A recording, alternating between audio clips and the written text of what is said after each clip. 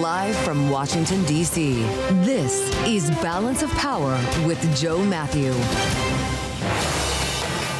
Day 6 of the shutdown. Welcome to the Monday edition as senators prepare to vote once again on stopgap measures that are expected to fail once again. That'll all happen before the day is out here, and we'll bring you live to Capitol Hill in a moment for a report from Bloomberg's Erik Wasson. Insights ahead from Republican Congresswoman Nicole Malliotakis of New York. They're home for another week in the House, and peace talks are beginning in Cairo over a possible ceasefire in Gaza. You may have thought there was a deal in place. We'll talk about it with David Hale at the Wilson Center. Our panel, Bloomberg Politics contributors Rick Davis and Jeanne Zaino, and it's all after a look at Wall Street. Let's check on the Monday trade right now with some big headlines to cover. Charlie Pellet has that for us in a Bloomberg Business Flash live from New York. Charlie? Hi, thank you very much, Joe Mathieu. Day 6 of the shutdown. Stocks continue to push higher. We're holding close to a record on the S&P right now, up 25 at 6741 for the S&P 500 index. Again, right now, of 0.4%. We do have that rally in chip makers. That is sending stocks to records.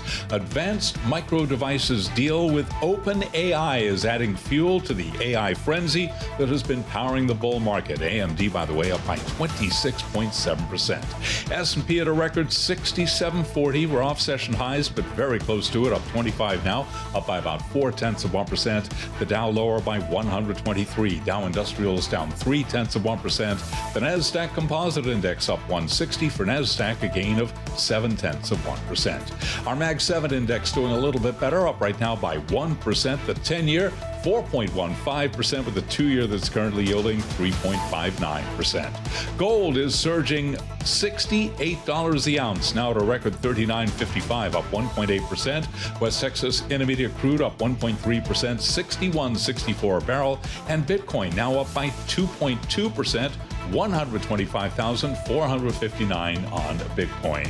Advanced Micro Devices shares soaring after the chipmaker signed a deal with OpenAI for AI infrastructure that could generate tens of billions of dollars in new revenue. AMD up by 26.5%.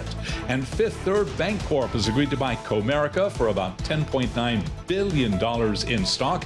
It is the largest bank deal this year. Fifth Third down 1.9%. Comerica is up by 13.3%. For on-demand news 24 hours a day, subscribe to Bloomberg News Now wherever you get your podcasts. Back we go to Washington.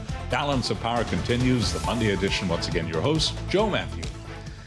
You said it, Charlie. The voice of Wall Street and the New York subway live on Bloomberg. Charlie will have more on stocks coming up in just about 20 minutes here as we follow the beat in Washington. And yeah, day 6, and we knew that would be the case, and we said goodnight Friday. We told you the government would still be shut down on Monday. Not a shocker here because they did take the weekend.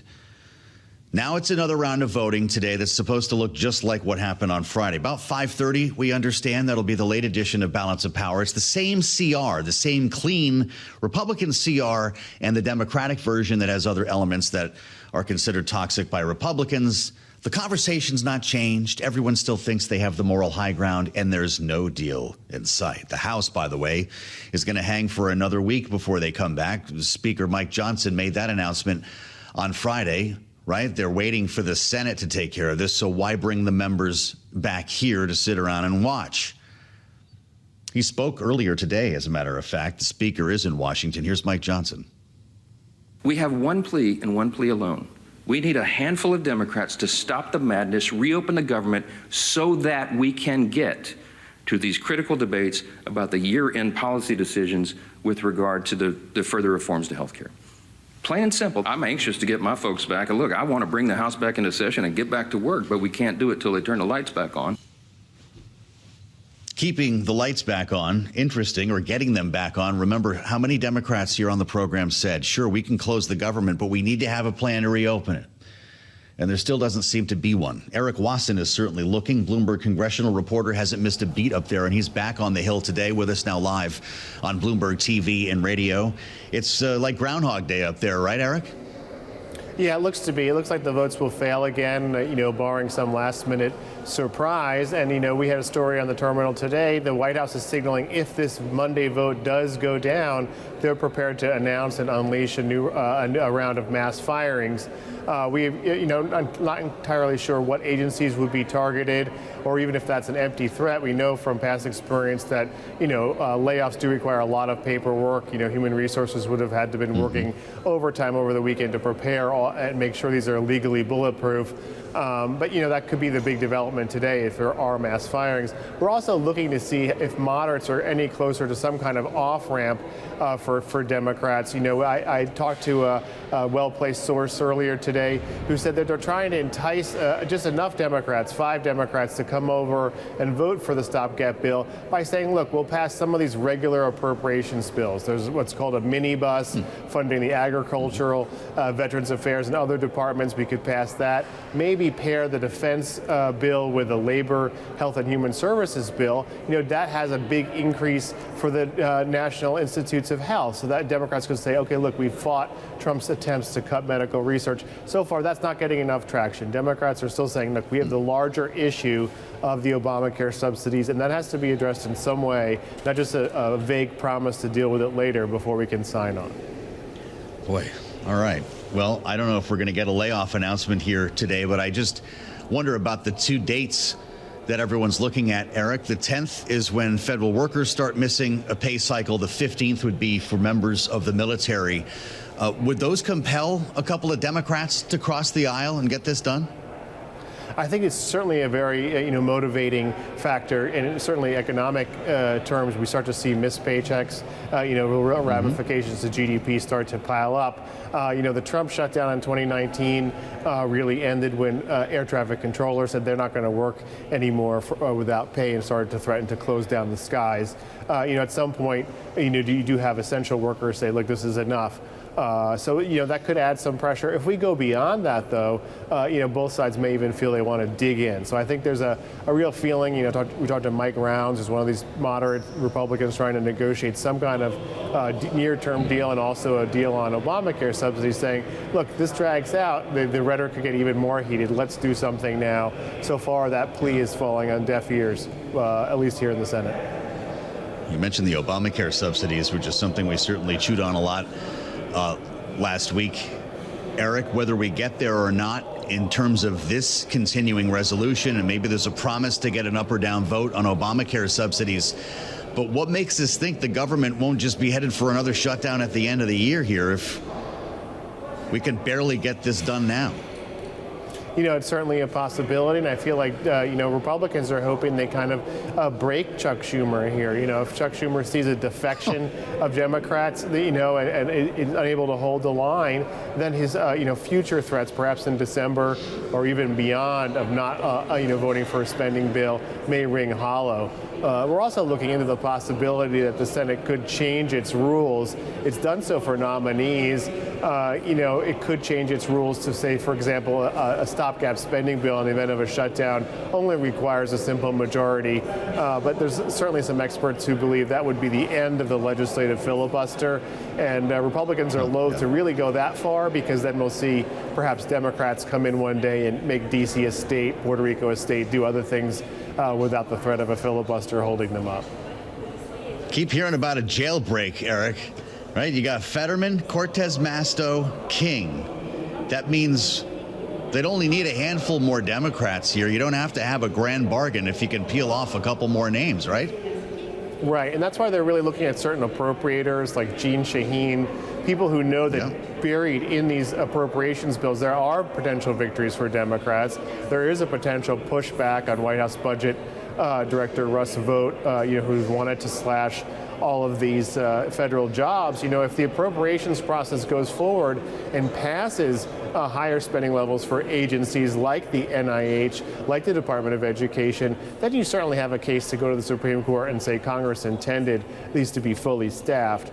In the absence of any bills, certainly the White House is going to see a lot more flexibility and certainly see its court case before the Supreme Court enhanced. So there is that argument in the backdrop, but the ACA issue is so so paramount and a real sense among Democrats that because, as we reported, some 70 to 80% of recipients of Obamacare subsidies are in Republican-won states, that the Republicans will come around on that. We're also looking to see where a deal could be. There's some reporting we're trying to confirm that there's a White House proposal to only allow previous enrollees to get the subsidies, sort of capping and ending the program. We'll see if that plays out. Erik Wasson, great to have you, Bloomberg congressional reporter, with us live from Capitol Hill.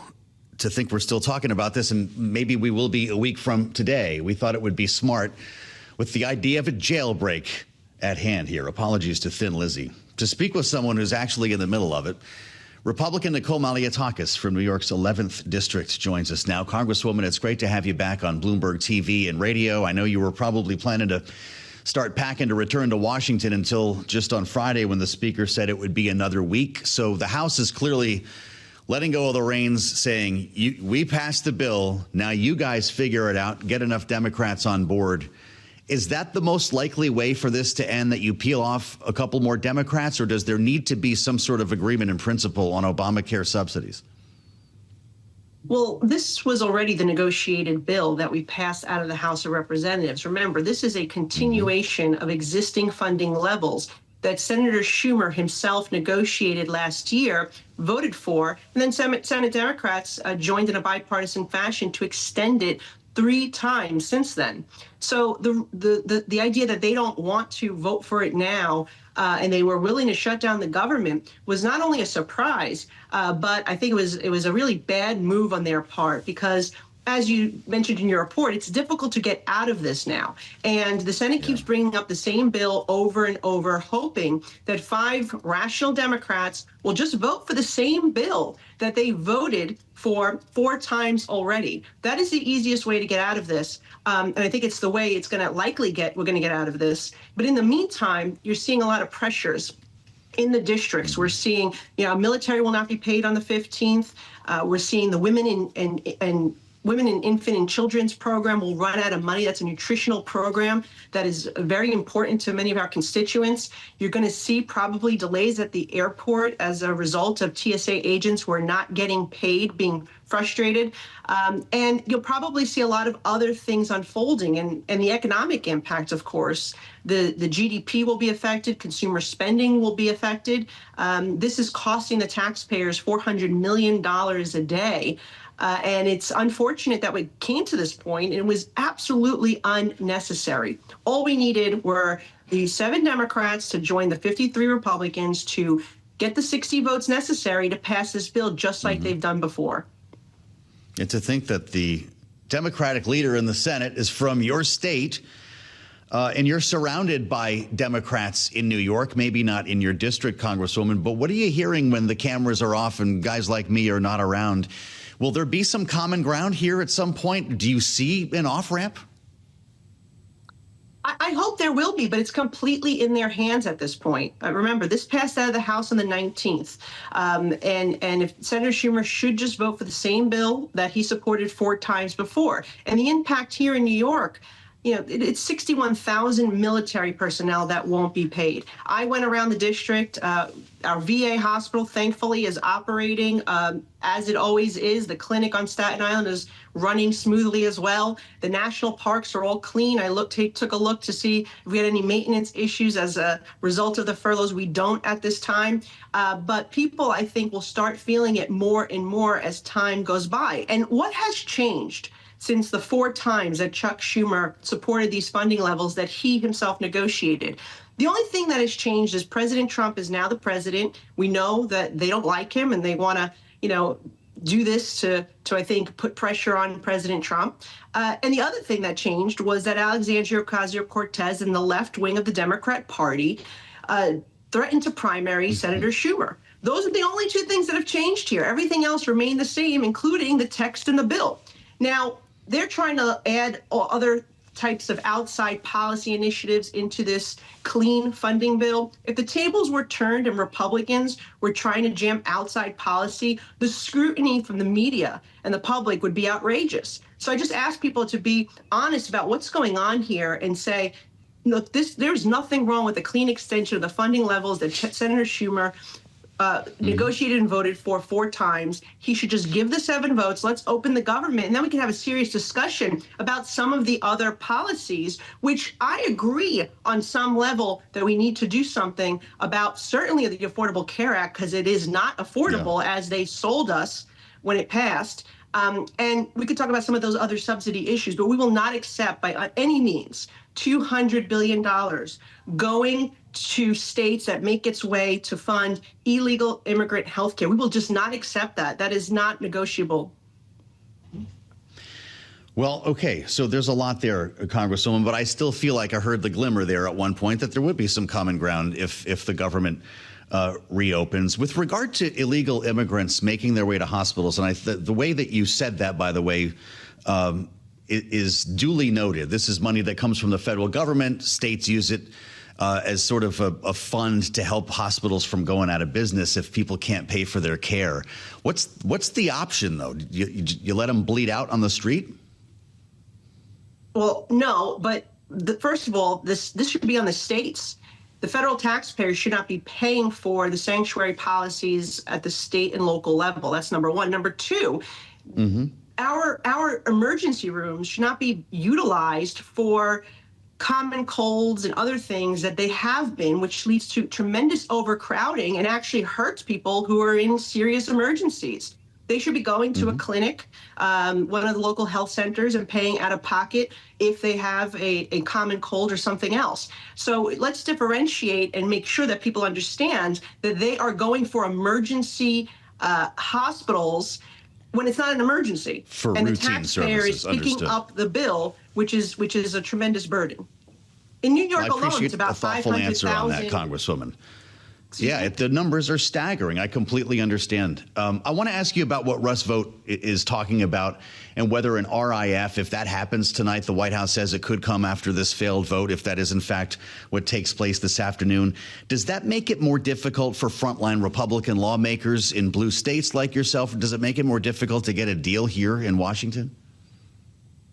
Look, I think there's no easy answer here, but the reality is that the taxpayers are paying $400 million a day to pay for individuals who are currently furloughed, not reporting for work. And so if Senator Schumer continues this shutdown, we're gonna see the consequences of that. You probably will see some action taken to try to save the taxpayer money. Now, all of this, again, can be ended today because at 5:30 there will be another vote, and they can just vote for the same bill they voted for 4 times, and this is over, and this type of pain will be prevented. And so far, our military personnel have not missed a paycheck because they'll be paid on the 15th. They were paid on October 1st, but they won't be paid on October 15th. And so that's an important deadline as well. We're hopeful that if we can't come to some type of resolution, that Speaker Johnson will bring us back to at least vote for a bill that I'm proudly co-sponsoring that would allow for our military troops to be paid.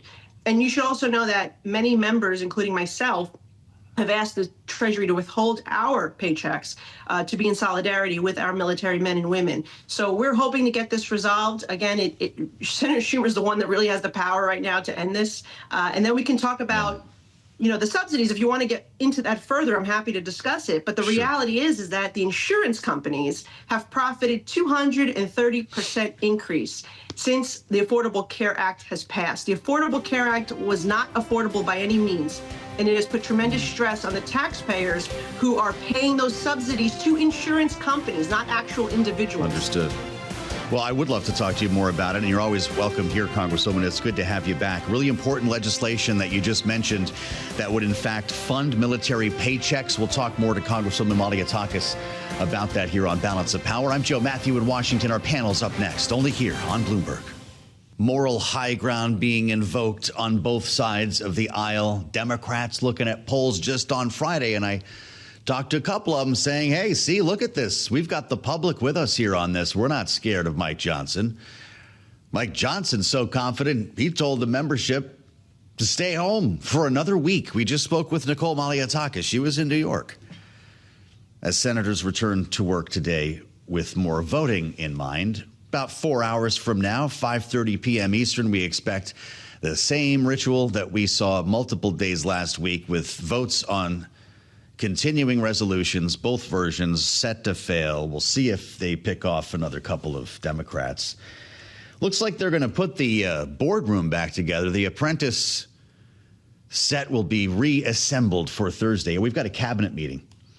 Just learning about this, by the way, from Press Secretary Caroline Leavitt. She's in the briefing right now and making a couple of headlines here. There you can see here on Bloomberg TV and on YouTube. A couple headlines here. Not only will there be a cabinet meeting on Thursday, but the president is also going to be meeting with the president of Finland, President Stubb, who was here on Bloomberg just a couple of weeks ago during the United Nations General Assembly. Thursday is going to be a busy day at the White House. Just file that away for now. We'll have more on that. As Caroline Leavitt also adds, the Office of Management and Budget, that's Russ Vought, continues to work with agencies on layoffs. Spoke with the Senate Majority Leader. The president spoke with John Thune earlier today. I'm just getting this in real time here as we kind of get a sense of what might happen this week, if anything different than what happened last week. We're going to see these votes on the daily, according to John Thune. We'll do it 5 times in a row as he tries to bring members to the table here. And if you don't like it, well, you're going to have to vote against it day after day as the government sits closed. Let's assemble our panel. Rick Davis and Jeanne Zaino back together today. Bloomberg Politics contributors. Rick is our Republican strategist and partner at Stonecourt Capital. Jeanne is our Democratic analyst and democracy visiting fellow at Harvard Kennedy School's Ash Center. Rick, you just heard from Nicole Malliotakis, and it just kind of reasserts everything that we've been saying. Democrats and Republicans both think they're right, which means that we could be having this conversation next Monday as well. You think? Yeah, I think that right now there doesn't seem to be a clear path to get government open again. But I would say it's not getting a lot of attention. But there was an interesting conversation with the ranking Democrat on the Senate Appropriations Committee, Patty Murray, and the Speaker. And Patty Murray basically said, look, if we let the government get back open, you're going to immediately take up, the 3 appropriation bills that we have. Is that correct? And he confirmed that. He said, you open up government, we'll start processing these appropriations bills. Of course, those are the framework with which you would do some changes to fix the ACA issue that the Democrats are holding out for. So I would say that it's unusual for the ranking Democrat on appropriations to call the Speaker and get reassurances like that. But I see that as a mechanism, not a policy that will change the outcome of the shutdown, but a process that Democrats could use to then say, okay, we have a commitment to negotiate these ACA subsidies, and we have a commitment to put them on the agriculture bill that's going through the appropriations process and could have a vote in the House in a week.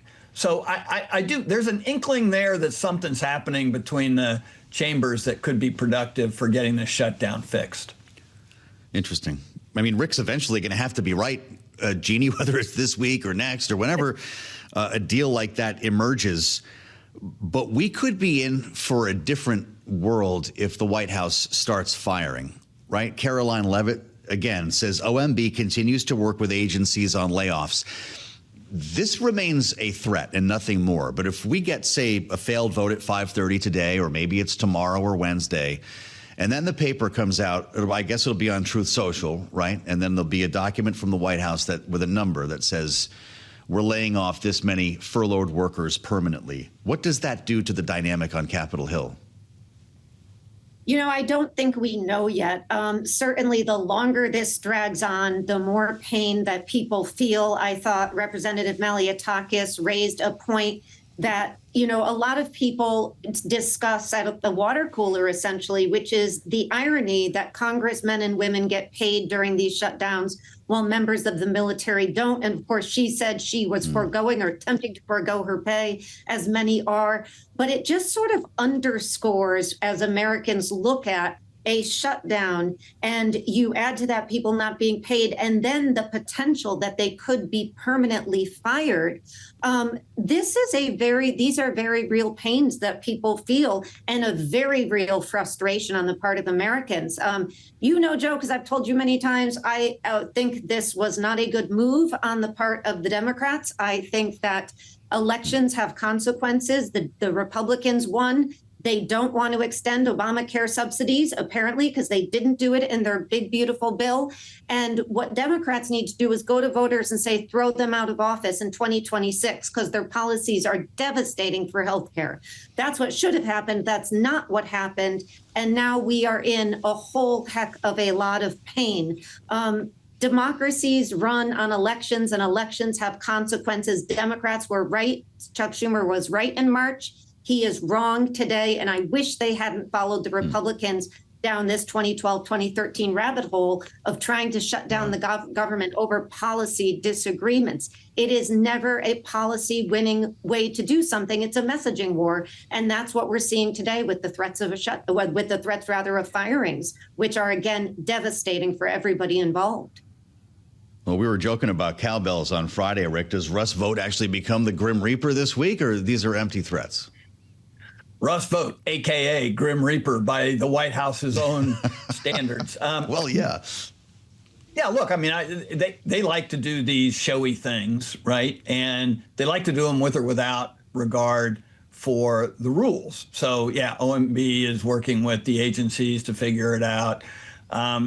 They've fired hundreds of thousands of federal workers with the slimmest of rationale, and they wind up hiring a lot of them back. I do think there's a callousness in Congress now about this whole firing threat because it just really hasn't actually worked. What's worked is the offers that they've made in the administration for early retirement. People have taken them, and they're getting cash payouts, and it's kind of a trade. But the firings have really turned into just a mess for the administration. They've lost most of their challenges in court, and wind up hiring back most of the people they fired as a show me experience. So I don't think it's going to actually have the sort of really fearful shaking of Congress loose on this one. And then I think Congress knows, too, they've played poorly with the American public, these firings. And so, go ahead, Donald Trump, turn loose the dogs of war and fire a bunch of these folks and see how well you're going to do in the midterms. So I don't think it's quite that callous, but I'm edging toward callousness on this whole issue. Wow. He probably, I'm sure, saw him speaking to the naval officers yesterday, and the rank and file, the sailors in Virginia, said, quote, "We will get our service members every last penny they are owed." Jeanne, with that said, how important is October 15th? That's the next pay cycle for the military. If the government's still closed by then, it's going to be a big talking point here in Washington. Does that dislodge a couple of Democrats to pass this bill? It very well might. I think more likely to dislodge the Democrats is going to be really concerted conversations. That's the way these things are resolved, is conversations and promises on issues that they care about. So, but I do think the paycheck issue on the 10th and the 15th, and then again, the threat of firings is going to add a dose of pain that everybody's going to have to consider.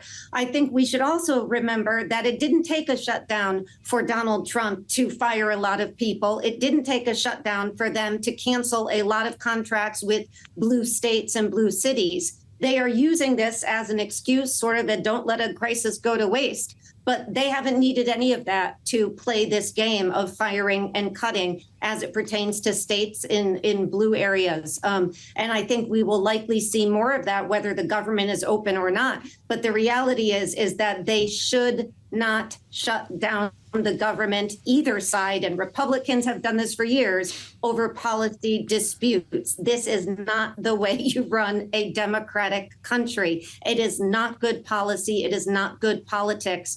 And I do hope the voters punish people who are in favor of shutdowns, because this is not good for the long-term health of our democracy.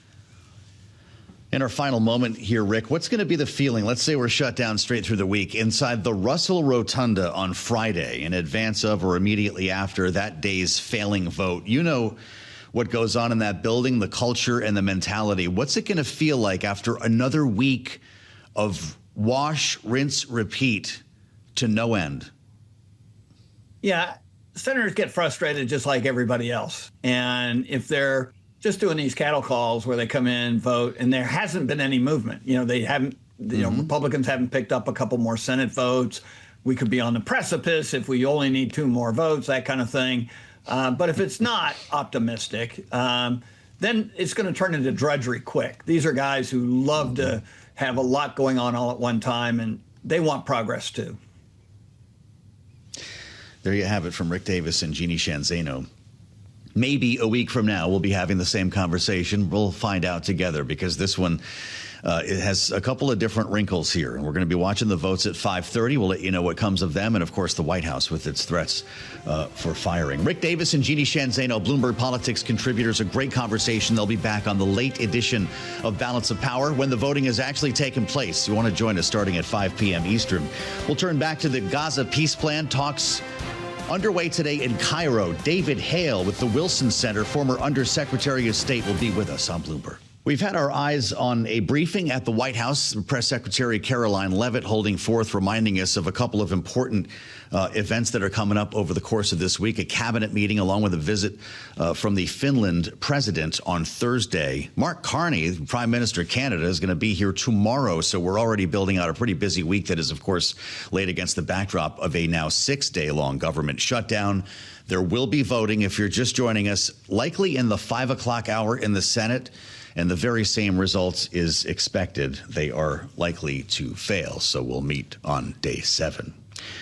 2 of the big questions at the Red Sea resort of Sharm el-Sheikh today is whether Hamas will in fact free the hostages and whether Israel will withdraw from Gaza. In terms of the former, it's something President Trump talked about on his way out of town yesterday. Let's listen. We had some very good meetings. The countries of the world, a lot of the countries surrounding Israel, frankly, Muslim, Arab, and many others have had great meetings with Hamas, and it looks like it's working. We're joined by a voice of great experience on this matter, David Hale, Global Fellow with the Wilson Center and former Undersecretary of State for Political Affairs, former Special Envoy for Middle East Peace, 2011 to 13. I could keep going down the resume here. He was also Deputy Assistant Secretary of State for Israel, Egypt, and the Levant in 08-09, Director for Israel-Palestinian Affairs, 2001 to 2003. So, Mr. Ambassador, we've been looking forward to this conversation. It's good to see you. Likewise, thank you. I can only imagine the complex thoughts that you have right now based on your experience. But I go back to where we were last week just to start off our conversation. Benjamin Netanyahu was in Washington. The American people in a room full, a state dining room full of media, were presented with what was called a deal. No questions were taken. Now, a week later, we're having talks when people thought that the talks had resulted in a deal. Where are we actually in this process? Well, as always with this administration, things are kind of a little bit disorganized and not necessarily in keeping with conventional ways of doing business. Mm-hmm. But I think that the important thing to remember is that all these leaders were in New York during the annual opening of the UN General Assembly. So yes. I imagine that behind the scenes there were a great deal of conversations that occurred between Arab leaders, Israel, European leaders, and Donald Trump and his team. So I wouldn't say that this was just, born yesterday. I think the plan has been in evolution. It's actually serious. It addresses the real issues that no one has been addressing about what the day after a ceasefire is going to look like.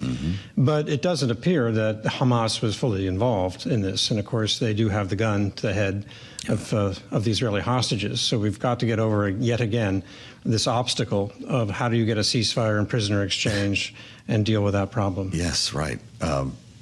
The president says he wants them to act fast, knowing the Nobel Peace Prize will be announced on Friday. Maybe I shouldn't conflate those two, but is it possible for this to be taken care of this week if we're that far down the road? It could be. It's not as if this hasn't been discussed forever and a day. Yes, of course. This over and over and over again. There's a split between Hamas. They have a more, perhaps realistic, I wouldn't say moderate, but realistic wing, the political wing in Qatar. I think the Turkish President Erdogan has been working on them and trying to convince them to go in. But the military side of the equation, Izzadine is in Gaza and calling the shots.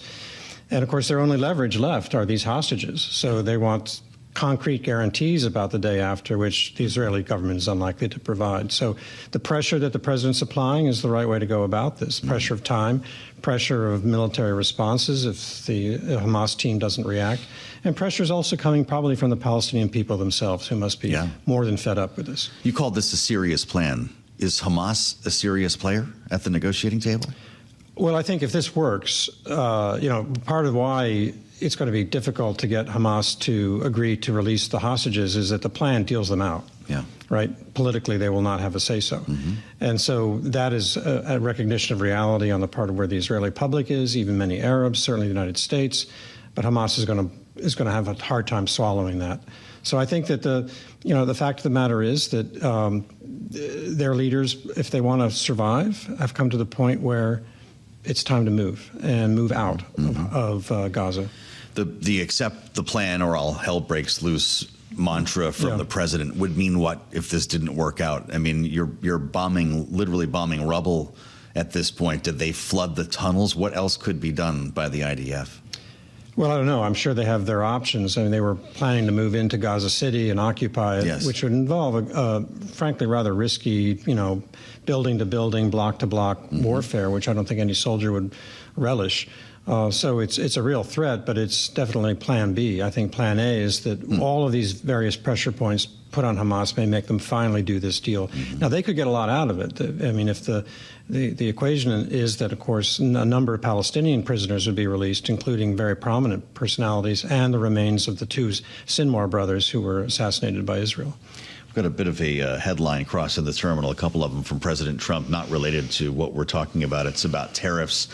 Beginning the 1st of November, all medium and heavy-duty trucks coming into the United States from other nations, he writes, will be tariffed at a rate of 25%. We'd heard about the tariff on heavy trucks. Having the November 1st date is news here. It just went red on the terminal, and it's a story that, of course, we'll be tracking throughout the day here. That meeting a week ago with Benjamin Netanyahu was obviously interesting timing. Did the president have to twist his arm to the extent that reports would suggest to get there? Well, I don't know, but my guess is he did. Yeah. I think that Prime Minister Netanyahu is very reluctant to remove the tool of military pressure on Hamas, and he has a right-wing element in his coalition that not only wants to exterminate Hamas militarily, but wants to permanently occupy and return settlements to Gaza. Yeah. And so he has to balance these political equations. But we also see there's 70% support for this deal among the Israeli public. So I think for Netanyahu, it's maybe not as hard as people are projecting. But President Trump was clearly determined to do this. He's serious about it. And a forceful president like that can accomplish a great deal. When you're dealing with the matter of hostages, kind of complicates a potential ceasefire here. And I'm wondering how, as a diplomat, how that plays into negotiations. Are there separate teams that work on that? And how formal should be the handing over of the hostages and the bodies of those who died? Well, I found my stomach turning when I watched those initial images, the first hostage exchanges, where Hamas was allowed to basically exercise theater with these people who have been held in basements and so forth and had their colleagues killed. So hopefully it won't be formal. Hopefully it will be up to the normal international standards. There are lots of ways to do that. ICRC, the International Red Cross, can help with that. Red Crescent Society that honors and protects the dignity of the hostages. But President Trump, again, I worked in his first term. He puts hostage issues at the top of the agenda, Americans or other nationals, in ways that very few presidents in my experience have. And that's part, I think, of why he is so motivated to try to bring this tragedy to an end. It's really interesting you bring that up. Whether he's talking about the hostages here, he always stops down and says, the families, even with those who lost their loved ones, they still want the body back. He always comes back around to talk about how remarkable that is, to make that point. When you hear him talk about the war in Ukraine and the number of young men and women who are dying each week. He talks about the only thing that can stop a bullet is the human body, the terrible death, the tremendous death, as he puts it. Is this a man consumed with his own mortality or that of others? I'll leave it to others. I just asked you the wrong question. I find that to be a very compelling point of his personality and character that very few people probably are exposed to, but you worked for him. Well, you may be onto something. I was just struck as a diplomat that often hostage issues are not always put at the top of the agenda. How come? It's just different presidents have different priorities. But this president clearly has prioritized it, perhaps for the reason you said. I don't know. Yeah. But what I will say is that his ability to apply leverage to get hostages out may clear the way then for what's even more important than the hostage issue, which is bringing this violence and this situation in Gaza and the insecurity for Israelis emanating from it to an end. Now, I'm not an optimist in the Middle East peace process. I think that optimism is, you have to have your head, examined if you're a total optimist about it. But again, this plan is not pie in the sky. The 20-point plan is about much more basic, realistic, getting basic governance in place with qualified Palestinians and international experts. It's about security provided by Arab states primarily and some international troops there to stabilize Gaza. But above all, it requires Hamas first and foremost to disarm. Will we get to the end of this, assuming that this ends, and a great deal of credit will be owed to Jared Kushner? Did he end up playing a critical role here? Well, I don't know again, but I think that the nuances of this plan suggest that somebody with the kind of prior experience that Jared had from the first term was probably involved. Interesting. And so my guess is that he probably helped shape it, and the fact that he's in Egypt helping Steve Witkoff with this is also a good sign. It demonstrates it redoubled presidential commitment to this. And, presidential involvement in Middle East peace has become the coin of the realm. Without it, it's very hard to get anywhere. Not right. How often has it been due? How usual or unusual is that to have someone who's actually not a member of the administration step in and provide the insights or the salve that's needed at that moment?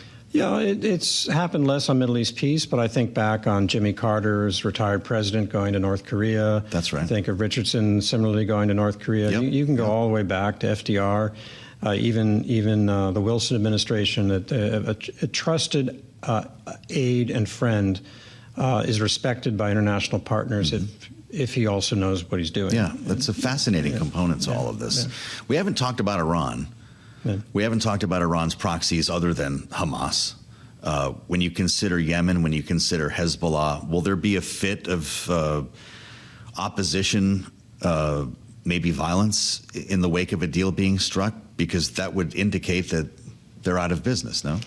I don't think the Iranians are in a position right now to mount the kind of opposition, violent opposition to peace process making that they did in the past. The Intifadas and so forth had a heavy hand of Iran. But they're lying low. They don't want to be whacked anymore. It doesn't mean they've given up. They assume we're going to lose interest at some point, walk away, and then they can rebuild their strength. I think you will find there are going to be elements in Gaza who do not want this. I'm not even sure Hamas is in full control of the bands of armed men who have emerged in the chaos there. And so it's going to be tough, and that's why a stabilization force is going to be required. Absolutely. Bands of armed men. Whatever fills that vacuum could be actually making it an even more dangerous place, your point. Yeah, which is one reason why the Israelis don't want a full pullout. That's why they've drawn this yellow line. Boy, fascinating. If this meeting goes well today, do we meet again? What should be the next step? Well, if this meeting's successful, then the hard work begins. I mean, we always think getting to agreement is the hard part. Actually, implementing often can be even more challenging. Right. So getting a ceasefire, making sure that there is a real hostage exchange, and that, above all, the disarmament of Hezbollah is for real and not pretend. Well, really great conversation, and delighted that you could spend some time with us, David. He's Global Fellow with the Wilson Center, and I think I made clear his extensive background and experience in this area. Ambassador, thank you. David Hale, the Wilson Center, with us on Bloomberg TV and radio.